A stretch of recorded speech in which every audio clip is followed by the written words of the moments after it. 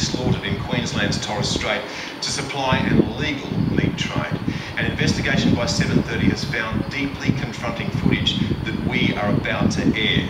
It shows the brutal methods used to hunt the animals, with turtles being butchered alive and dugongs drowned as they're dragged behind boats. The investigation throws into sharp relief the conflict between Indigenous Australians and animal rights activists over traditional hunting, and exposes a black market in animal meat. And a warning, this report by Sarah Dingle and producer Leslie Robinson contains disturbing images and coarse language.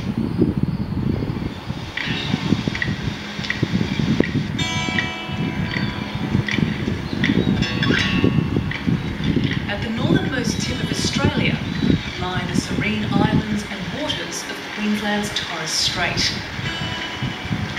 the birthplace of native title.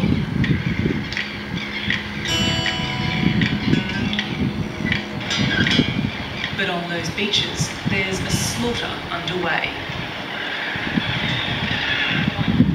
7:30 travelled to far north Queensland, where IT entrepreneur turned eco-warrior Rupert Imhoff has been investigating the fate of threatened turtle and dugong populations. And what he found is shocking. A turtle lies tethered for up to 3 days, waiting to die. They dragged it out of the water, flipped it on its back.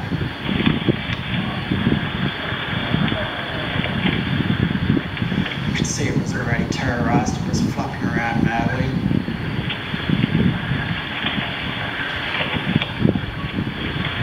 And they came up with this concrete block and basically tried to slam it in the head, obviously to stun the animal. Didn't quite work. The images become even more confronting. Before they started packing off its fins, they wanted to check if it was pregnant. And sure enough, this turtle was a mature age turtle, had up to 125 eggs in it. It was going to be the next generation of turtles, but they decided to cut it up right there and then. Even as it's hacked, the turtle clings to life, apparently in agony, for 7.5 minutes. Didn't actually die until they took off the bottom shell, actually peeled off the shell and then just let out one last gasp of air and passed away. Using a hidden camera, Rupert Imhoff spent 2 weeks in the Torres Strait filming the hunting of sea turtle and dugong, which are both listed as vulnerable to extinction. They spear them at sea, they then tie the tail to the back of the boat and they hold the head underwater. It can take up to 7.5 minutes again, so I've been told, for that dugong to drown. Here, a dugong is methodically carved up for consumption. For anyone else, this kill would be illegal, as dugong are protected under federal law. However, the Native Title Act allows traditional owners to hunt to satisfy their personal, domestic or non-commercial communal needs. Anywhere else in Australia, this horrific cruelty would be illegal. But in Queensland alone, native title hunting is exempt from animal cruelty laws. Animal rights activists are appalled. Lawyer Rebecca Smith was a paid consultant on the turtle and dugong hunt for the Torres Strait Regional Authority. Most conservation groups won't touch this issue. It's too hard, too prickly, too sensitive. It's often deemed, people who are opposed to traditional hunting are often called racist, but there's nothing racist about saying, this is cruel, we'll move on from there, we'll do this humanely now, we've progressed. Aerial surveys of dugong and turtle numbers are imperfect, and no one knows exactly how many there are. Green sea turtles face an extra pressure. They're by far the turtle species most intensively hunted for their meat. But locals say there are bigger threats for turtle and dugong. You know, we are under threat from pig predation. One of the biggest rookeries in the southern hemisphere on Cape York, Rain Island, is under threat from climate change, and we seem to be concentrating, I think, far too much on, Indigenous people hunting them. Barrier Reef is a last stronghold. It's home to the biggest sea turtle rookery in the globe and one of the world's largest population of dugong.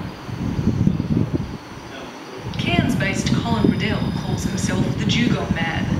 A former abattoir worker, he's an unlikely but tireless campaigner for animal rights. I have to pursue it to the end because otherwise the end may be for the animals. Colin Riddell's investigations have revealed the slaughter goes on far to the south in coastal Queensland waters. Green Island is one of the jewels in the crown of Cairns tourism. We've been told just last week at this spot, Indigenous hunters chased down and took a green sea turtle in full view of shocked tourists. There's no way of knowing where those hunters came from, but locals say this is a weekly occurrence on this island. They can be out there a lot, 3, 4, 5 times a week.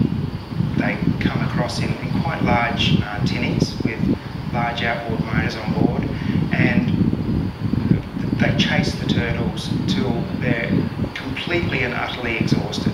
The culture clash between hunters and tourists has led to heated confrontations. This is our land. You don't listen to your shit, man. We can do anything on this land we want to be. This video was shot 2 weeks ago by a tourist and given to 7:30. It shows an altercation between a tour boat and 3 Indigenous hunters. You start telling us what to do on their land. You don't want this fucking land we are.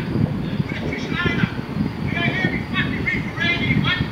It's not clear what they're hunting for, but there's no mistaking the tensions.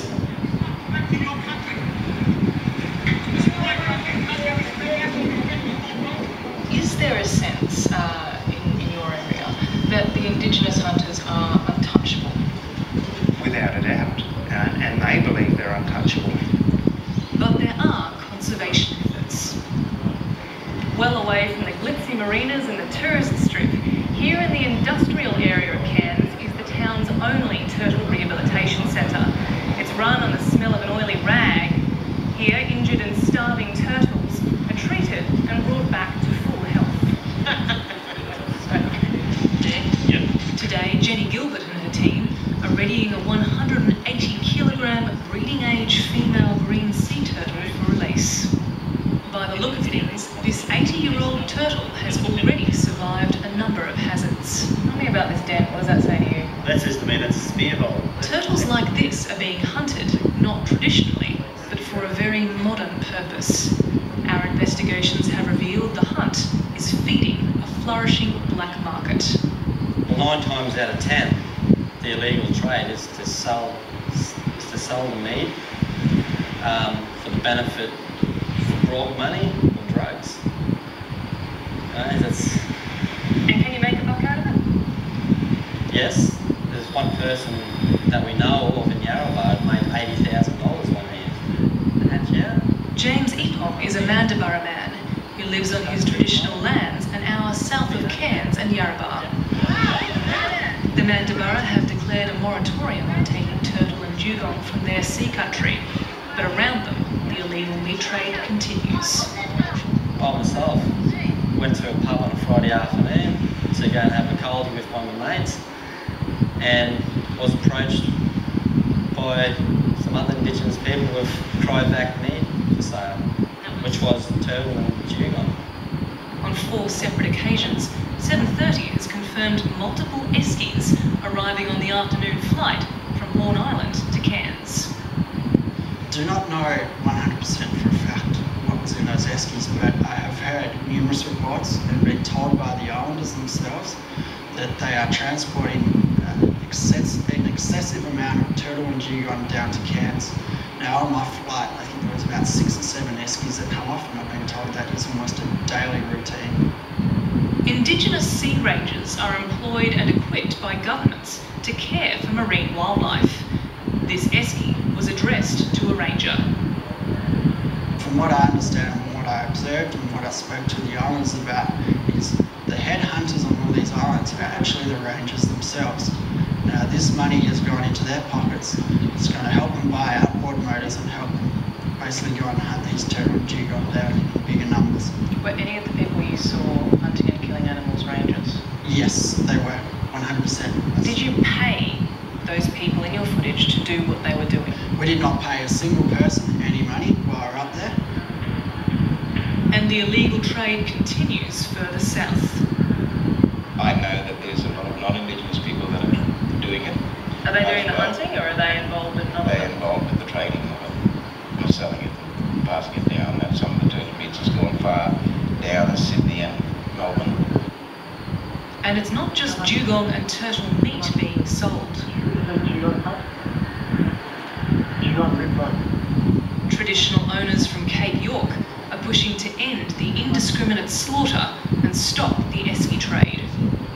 We don't have that kind of legislative assistance to do that. What do you do when you confront a road killer? And we've heard a lot of people talk about road killers. Who are these road killers? They're there.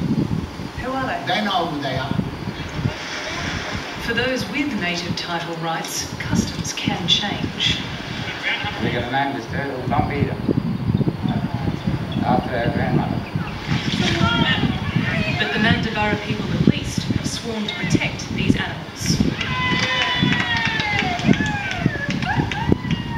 Sarah Dingle with that report produced by Leslie Robertson.